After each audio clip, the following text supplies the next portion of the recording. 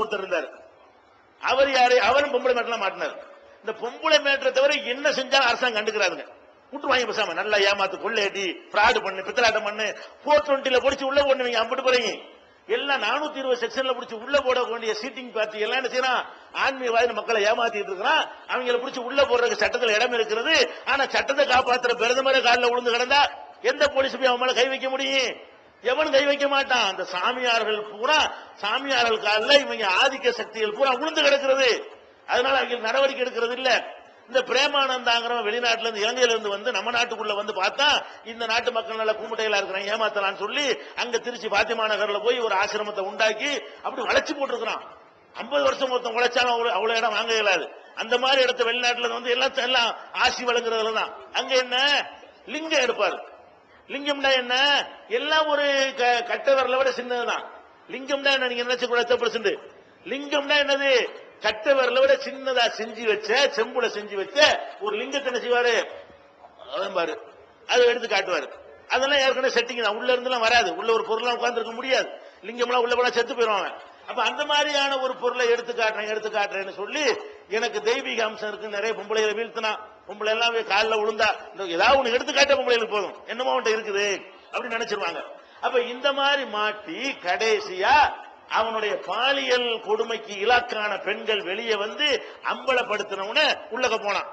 அங்க போயிட்டு ஏன்டா உனக்கு தப்பிக்க முடியல, அடைய லிங்கம் எடுக்கிற அளவுக்கு உனக்கு சக்தி இருக்குதுல்ல, மனிதனுக்கு அப்பாற்பட்ட ஒரு சக்தி இருந்துச்சுன்னு சொன்னா உன்னை இப்படி உருமாத்திக்க, எங்கேயாவது கொஞ்சம் மறைஞ்சு போயிரு, அப்படியே பிளைட் இல்லாம இலங்கையில போய் இறங்கிரு, ஏன் உனக்கு செய்ய முடியல? எல்லாம் உள்ள இருக்கிறானோ. அப்ப நமக்கு இதெல்லாம் வழங்க இந்த மாதிரி செய்யற எல்லாருமே பிராடு பண்றான், எல்லாம் பித்தலாட்டம் பண்றான். இந்த மாதிரி ஒரு சக்தி ஒரு மனுஷனுக்கு இருப்பதாக சொன்னால் நீங்க நம்ப கூடாது. உங்களுக்கு பணத்தை தர்றேன், செல்வத்தை தர்றேன், எல்லாம் செய்வாங்க. இன்னொன்னு கவனிக்கணும், இந்த சாமியார்கள் இருக்கான இவனுடைய பிராடு வந்து பல விதங்கள் அம்பலமாகிறது. ஆனாலும் இந்த மக்கள் கண்டுகொள்வதே இல்லை. இந்த நம்ம நித்யானந்தாவை எடுத்துக்கிறோம். இந்த நித்யானந்தாங்கிறது இப்ப ஒரு மேட்டில் மாறிக்கிட்டாரா? இதுக்கு முந்தைய அவர் மாட்டினார். இதுக்கு முந்தைய அவர் 1 நம்பர் பிராடு என்று சொல்லி இணையதளத்தில் அவ்வளவு ஆதாரங்களும் அள்ளி போட்டாங்க. ஆனா மேட்ரு பொம்பளை மேட்ரு இல்ல, அயோக்கியன் பிராடு தானே அப்படின்னு போட்டாங்க. அதை பத்தி மக்களுக்கு சொரணையே கிடையாது. இந்த மாதிரி இந்த டிவியில வராம போச்சுன்னு வைங்க, அப்ப கூட இவனுடைய மதிப்பு போயிருக்காரு. இந்த டிவியில சன் டிவி காரணம் செஞ்ச நல்ல வேலை, கருணாநிதி கண்டிச்சாலும் அதை பார்த்து மக்கள் எல்லாம் கெட்டு போயிருவாங்களாம். இவர் போடக்கூடிய மாநாட மயிலாட பார்த்து கெடுறதை விட அதுல கெட்டு போயிருவாங்களா? இவர் வந்து நமிதா ஒரு தொடர் மாதிரி உட்கார்ந்து பக்கத்துல உட்கார்ந்து இருக்கிறாரு. அதை பார்த்து நமிதாவா ஸ்ரேயாவோட உட்கார்ந்து இருந்தாரு, அதை விட ஒரு அசிங்கமா இருக்கிறது. இப்படி எல்லாம் போடலாமா? மக்கள் பார்க்கிறவர்களுக்கு என்ன ஆகும்? அந்த சமூக அக்கறை உனக்கு இருந்தா நீ மாநாடு நடத்திய, மாநாட மயிலாட ஒரு நிகழ்ச்சியா, மானங்கட்டவர்கள் பார்க்கக்கூடிய ஒரு நிகழ்ச்சியை ஒரு முதலமைச்சரோட டிவி நடத்திக்கிட்டு இருக்கிறிய, அவுத்து போட்டு ஆடுறத 10 வயசுல கத்து கொடுக்கலாம். இவன் எல்லாம் என்ன செய்யறான்? இப்ப சாமியார்களுக்கு சப்போர்ட் பண்ணிக்கிட்டு இவங்களுக்கு ஆதரவா பேசுறான். கேவலமா இருக்குது, நாட்டுக்கு அவமானமா இருக்குது. அப்ப இவ்வளவு பெரிய வேலை, நல்ல வேலை என்ன கேட்டா இப்படி செய்யல என்று சொன்னா மக்கள் விழிச்சே இருக்க மாட்டான். ஒரு காட்சியோட விஷயத்தை சொன்னான்னு வைங்க, நீங்க கொந்தளிப்பான இவன்லாம் வந்து ஏற மாட்டேங்குது. அப்ப இந்த நித்யானந்தா என்ன பண்றான்னு கேட்டா, இவன் வந்து 1978 இவன் பிறக்கிறாங்க. இவன் என்ன செய்வான்னு கேட்டா, பிறக்கிறேன்னு சொல்றான். ஆனா இவனுடைய ஒரு தந்திரம் என்ன தெரியுமா? இந்த தகவல்ல மாட்டிக்கிற கூடாதுக்காக வேண்டி எல்லாமே ஒன்னு ஒண்ணுதான் சொல்லுவான். தேதி எப்படா பிறந்த, 1/1/78 பிறந்த. அப்போ யாவும் வச்சுக்கிற தேவையில்லை. பொய் சொல்வதற்கு யூனிஃபார்ம் வச்சுக்கிட்டா யாவ சக்தி நம்ப தேவையில்லை. கண்ண முடியும் சொல்லிவிடலாம்ல. வருஷம் தான் கொஞ்சம் மாத்தி சொல்ல வேண்டி இருக்குமே தவிர இவனுடைய சங்கதிகள் பூராம என்னவா இருக்கும் கேட்டா, எப்படா ஞானம் உனக்கு கிடைச்சி 1/1/2000, எப்படா 1/1 எல்லாம் 1 ஜனவரிலாம் ஒரு புத்தாண்டெல்லாம் எல்லாமே பிறக்கும் போல இருக்கு. இந்த மாதிரி சொல்றான். அவன் சொன்ன கணக்கு பிரகாரம் அவன் பிறந்தது என்ன, 1978 பிறக்கிறாங்க. 1901/1978 பிறந்தேன்னு சொல்லி இருக்கிறான். சொல்லிட்டான இது ஒரு தனி தகவலை வச்சுக்கிறீங்க. இவன் பிறந்தது என்ன, 1/1/1978 இவன் பிறந்தேங்கிறான். அது அல்லாஹ்க்கு தான் தெரியும், அவன் சொன்னது. அடுத்து என்னன்னு கேட்டா, குடியாத்தத்துல ராஜகோபால் பாலிடெக்னிக் கல்லூரி அது. இவன் என்ன செய்யறான்னு கேட்டா, அந்த பாலிடெக்னிக்ல 3 ஆண்டு படித்து பட்டம் வாங்கினேன், நான் ஒரு பாலிடெக்னிக் என்ஜினியருங்கிறான். எங்கடா படிச்ச? இந்த மாதிரி குடியாத்தத்தில் உள்ள ராஜகோபால் பாலிடெக்னிக்ல நான் படிச்சேன் அப்படின்ட்டானா. இவன் எப்படி அதுக்கு அடுத்த நாள் என்ன வருதுன்னா, இந்த ராஜகோபால் பாலிடெக்னிக் இருக்குல்ல, அவங்க பேப்பர்ல விளம்பரம் கொடுக்குறாங்க. என்ன விளம்பரம் கொடுக்குறாங்க? நம்முடைய மரியாதைக்குரிய நித்யானந்த பரமஹம்ச சுவாமிகள் எங்கள் கல்லூரியில் படித்த ஒரு மாணவர் என்பதிலே நாங்கள் பெருமைப்படுகிறோம். அவன் படத்தை போட்டு வசூல் பண்றாங்க. அவன் படத்தை போட்டு பேப்பர்ல என்ன செய்யறான், இவன் அந்த கல்லூரியில் படிச்சேங்கிறான். படிச்சேன்ட்டு என்ன செய்யறான், அதை பயன்படுத்திட்டு எங்கள் கல்லூரிக்கு, தான் படித்த கல்லூரிக்கு அவர் 1 லட்சம் ரூபாய் பணம் கொடுத்ததோடு ஒவ்வொரு வருடத்திலும் எங்களுக்கு தேவைகளை அவர் தான் பூர்த்தி செய்து கொண்டிருக்கிறார் அப்படின்னு சொல்லும் போது இவனுடைய பக்தர்கள்ட்ட நிறைய கலெக்ஷன் பண்ணுவான். இவன் என்ன செய்யறான், அந்த கல்லூரியில் படிச்சேங்கிறான். அவன் இவன் என்ன செய்யறான், கல்லூரி அவர் படிச்சாருன்னு ஒத்துக்கிறான். விஷயம் என்னன்னு கேட்டா, பொய் எங்கேயாவது மாட்டிக்க சிலிப்பாகி போயிடும். பொய் என்னத்தான் திட்டம் போட்டு சொன்னாலும் ஒரு இடத்துல சிலிப்பாகி போயிடும். என்ன பண்ணிட்டாங்க கேட்டா, அந்த கல்லூரியில இருந்து இவர் 1990 படிச்சாரு. இப்ப படிச்சாரா 1990 இருந்து 93 வரைக்கும் எங்க கல்லூரியில படிச்சாருங்கிறான். இவன் பிறந்தது 78, 90 12 வயசு. 12 வயசு புள்ள பாலிடெக்னிக் எங்க படிக்கலுமா? இவன் சொல்றான் 78 பிறந்தேங்கிறான். 78 பிறந்தேன்னு இவன் ஒரு பக்கம் சொல்லிவிட்டான். கல்லூரிக்காரன் இவனுக்கு சர்டிபிகேட் கொடுக்க வந்து நினைஞ்சிட்டான், எங்க கல்லூரியில தான் பிறந்தாருன்னு சொல்லிவிட்டு அதோட சேர்த்து என்ன சொல்றான், 1990 இருந்து 1993 3 வருஷம் படிக்கணும்ல, 3 வருஷமா எங்க கல்லூரியில் படிச்சாருன்ட்டான். இப்ப 78க்கும் 90க்கும் எவ்வளவு வருஷம்? அப்ப 12 வருஷம் தான் இருக்கிறது. அப்ப 12 வயசுல 7ஆம் கிளாஸ் ஒருத்தன் படிப்பான். 12 வயசுல ஒருத்தன் 7ஆம் கிளாஸ் படிப்பானா, என்ஜினியரிங் படிப்பானா? 15 வயசுல ஒரு என்ஜினியர் ஆயிட்டாரு. 15 வயசுல என்ஜினியர் ஆக்குறதுக்கு நம்ம நாட்டில் சட்டத்தில் இடம் இருக்குதா? அப்ப போய் ரெண்டு பேருடைய வாக்குமூலம் இணைச்சு அவ்வளவு ஆதாரத்தோட அடிக்கிறான். என்னென்ன பத்திரிகையில விளம்பரம் வந்துச்சு, இவன் அயோக்கிய பையன் அப்ப நாரி போச்சு. அப்ப நீ 420 பிடிச்சியா, கைது பண்ணியா? இந்த அரசாங்கம் இருந்துச்சா இல்லையா? மக்களை ஏமாத்தி பொய்யான தகவல் சொல்றான் அப்படின்னு நீ யோசிச்சு பார்க்கணுமா இல்லையா? அப்புறம் என்ன செய்யறான்னு கேட்டா, 1/1/2000 ஒரு ஞானம் கிடைச்சான். இவர் என்ன சொல்றாருன்னு கேட்டா, 93 வரைக்கும் படிச்சாரா? 93 வரைக்கும் படிச்சுட்டு நான் 9 ஆண்டு காலம் சொல்றாரு, 1990 இருந்து 93 வரைக்கும் படிச்சுட்டாரா? படிச்சவனே இருக்கு ஞானம் கிடைக்கலையா? 9 ஆண்டு காலம் நான் ஞானத்தை தேடி அலைந்தேன். அலைந்த பிறகு 1/1/2000 எனக்கு ஞானம் கிடைச்சு அப்படிங்கிறான். அப்ப 93 இருந்து 2000 வரைக்கும் 9 வருஷமா இருக்கு. 93 அலைஞ்சாராம். எத்தனை வருஷம் அலைஞ்சாராம்? 9 வருஷம் அலைஞ்சாராம்.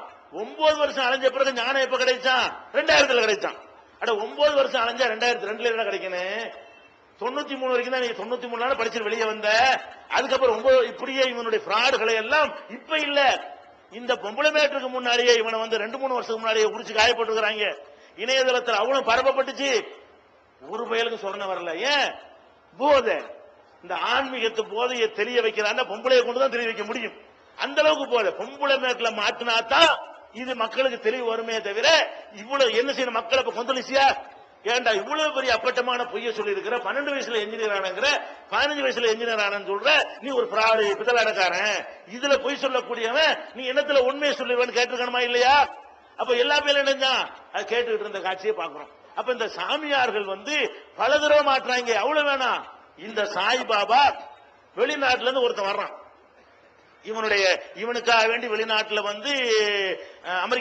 அமெரிக்காவை சேர்ந்த ஒருத்தன், அவன் இவனுடைய சீடராக இருந்து இவனுக்காக வேண்டி பெரிய ஆசிரமத்தை கட்டி இருக்கிறான். அந்த குடும்பம் இங்க வரப்போ இருக்கிறது. அங்க அந்த பையனோட வர்றாங்க. அந்த பையன் ரொம்ப தக்காளி பழம் மாதிரி தகன்னு இருக்கிறான். அந்த பையன்டையும் அந்த ஹோமோசெக்ஸ்ல இவன் ஈடுபட போய் முயற்சி பண்ணி அந்த பையன் வெளியே நினைச்சிட்டு அமெரிக்காவை சேர்ந்த பையன் வெளியே பேட்டி கொடுக்குறான். அதை எடுத்து பிபிசியில் ஒளிபரப்புறான். சாய்பாபா என்னை ஓரின சேர்க்கைக்கு அவர் வற்புறுத்தினாரு, ஆடை அவிழ்த்து நிர்வாணமானாரு, இப்படி பல மாதிரி மேடையில சொல்ற ஒரு விஷயம் இல்ல, அவ்வளவு அசிங்கமான விஷயத்தெல்லாம் அவர் செஞ்சாருன்னு சொல்லி இந்த சாய்பாபா பத்தி அவன் பிபிசி தொலைக்காட்சியில பேட்டி கொடுக்கிறான். அம்பலமாவுது.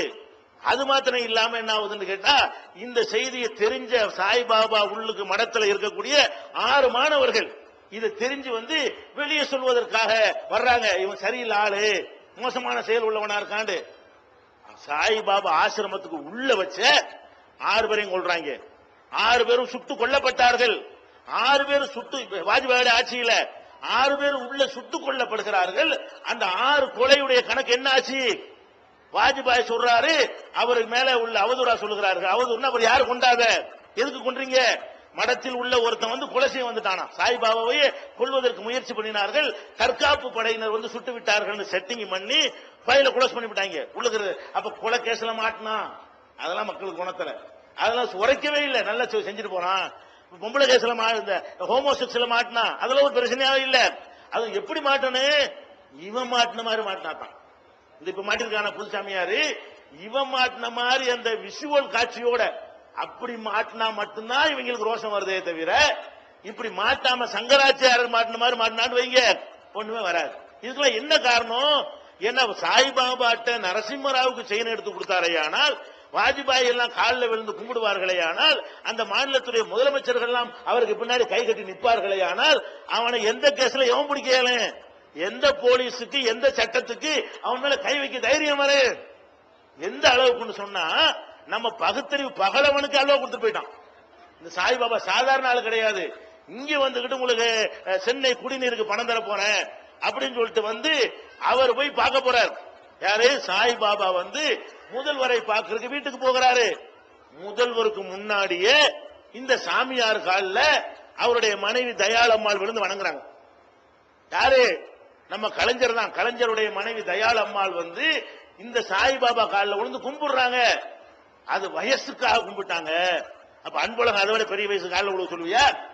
சாய்பாபா விட பெரிய வயசு தான் அன்பழகன். அவர் வயசு மாதிரி எத்தனை வயசான ஆட்கள்லாம் உள்ள வரப்போத்தானே இருக்கிறாங்க. அவங்க காலம் உள்ள வச்சுட்டு தான் இருக்கிறீங்களா?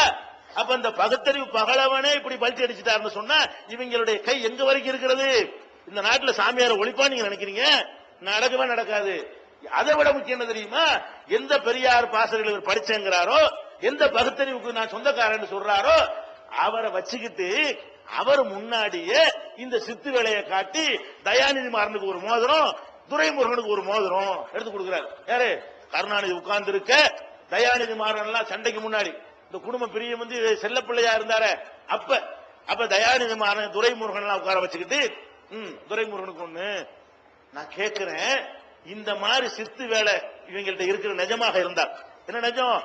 ஒண்ணும் இல்லாதே எடுத்து உண்டாக்கி தந்துருவாங்க இருந்தா இன்னைக்கு தமிழ்நாட்டுடைய கடன் 73,000 கோடி இருக்கு.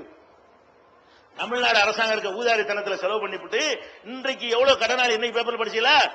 இன்றைக்கு இந்த செய்தித்தாள்கள் வந்திருக்கிறது. தமிழ்நாட்டு அரசாங்கம் வந்து உலக வங்கிகள்லையும் பல துறைகள்லையும் வாங்கி இருக்கிற கடன் 73,000 கோடி. 73 கோடி இல்ல, 1000 கோடி 1000 கோடி 1000 கோடி 1000 கோடியா 73. அப்ப 73,000 கோடி இருக்கு. இன்னைக்கு 7.25 கோடி மக்கள் இருக்கிறோம்னு கேட்டா தலைக்கு 10,000 கொடுத்தா தான் கடன் அடையும். அந்த கடனை அடைக்கிறது என்ன செய்யணும்? நீங்க 50 பேர் 10,000 கடனாளி ஆக்கிவிட்டார். அப்ப 73,000 கோடி கடன் இருக்குல்ல.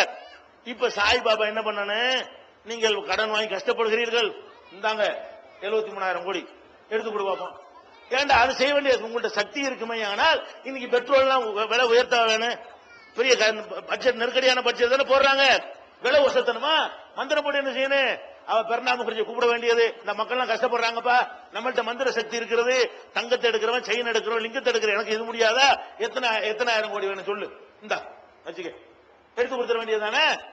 மக்களுக்கு எவ்வளவு சேவையா போயிருமே. எல்லா நாலு பணக்காரனுக்கு 2 செயின் எடுத்து கொடுக்குறானே தவிர மக்களுக்கு ஏதாவது கொடுத்தானா? அவ்வளவு வேணாம். குடிசைகள்ல வந்து எத்தனை ஏழைப்பாளைகள் இருக்கிறாங்க, சாப்பாட்டுக்கு வழி இல்லாம, குந்திக்கிற கொடுத்துருக்கு துணி இல்லாம, இந்த சேரி பக்கம் வந்து ஒவ்வொரு சேரியா கூப்பிட்டு இந்தா 1/2 கிலோ தங்க உனக்கு, இந்தா உனக்கு 1/2 கிலோ, இந்தா உனக்கு 1/2 கிலோ இருந்தா எடுத்து கொடுவோம். என்ன உனக்கு கையில இருந்து கொடுக்குற? கையில இருந்து கொடுத்தா கஷ்டப்படணுங்க. நான் சம்பாரிச்சு உழைச்ச காசு எடுத்து கொடுத்தேன்னு சொன்னா அது எப்படி கொடுக்கறது அப்படின்னு யோசிக்கலாம். உனக்கு தான் மந்திரம் இருக்குப்பா, இப்படிதான் வந்துருமே. இப்படி ஆற்ற வேலை தானே உனக்கு. ஒரு ஆட்டு ஆட்டி 1/2 கிலோ தூக்கி கொடுவேன். இப்படி கொடுத்துருக்கானா? ஏழை பழகதான் செஞ்சானா? அப்ப இவர்கள் இந்த மந்திர சக்தி இருக்குன்னு சொல்லக்கூடியவர்கள் வெறும் கலெக்ஷன் தான் பண்றாங்களே தவிர கொடுத்து பார்க்க முடியாது. யாருக்கா கொடுக்குறானுங்களா? சுனாமி கொடுக்குறாங்களா? மழை பெஞ்ச போய் நிக்கிறானுங்களா? எல்லாமே கிடையாது. எல்லாமே நிக்கிறது வெறுமனை வாங்குற. எந்த அளவுக்கு இன்னொருத்தன் இந்த கல்கின்னு ஒருத்தன் கிடக்கிறான், விஜயகுமார் நாயுடுங்கிறவன். இவன் என்ன செய்யறான்? கல்கி கடவுள் கொண்டாடி முடிச்சன ஒன்னா உட்கார்ந்துக்கிட்டு அவன் கடவுள். இவன் என்ன செய்யறான்? தாடி எல்லாம் வச்சு உட்கார்ந்து இருப்பான். வருஷத்துக்கு ஒரு காலம் மக்களை பார்ப்பான். மீது நல்ல தாடியெல்லாம் சரிச்சிட்டு வேற வேஷம் போட்டுக்கிட்டு வேற ஜாலியா பம்பாயில என்ன செய்யறான்? வேற மாதிரி இருக்கக்கூடிய ஒருத்தன் வருஷத்துல ஒன்னா உட்கார்ந்து அவரை மறைவ வச்சுக்கிட்டே ஒரு கூட்டம் சம்பாரிச்சுட்டு இருக்கிறது.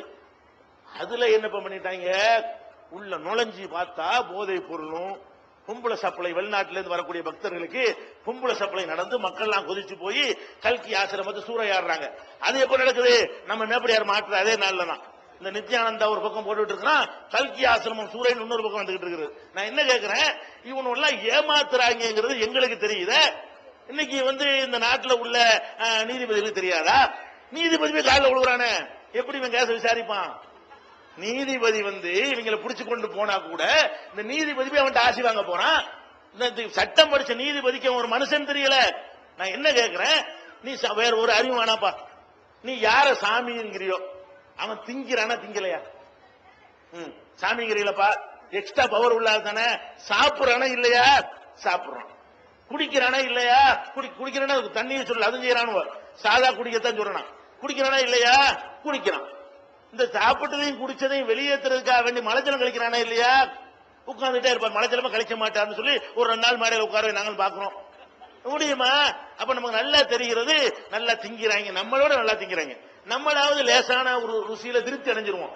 அவங்களுக்கு பயங்கரமா, அவன் நாக்கு பயங்கரம், ஆன்மீகவாதி கட்டுப்பாடு உள்ள போனான். இவங்க நம்மளோட நல்லா திங்கிறாங்க.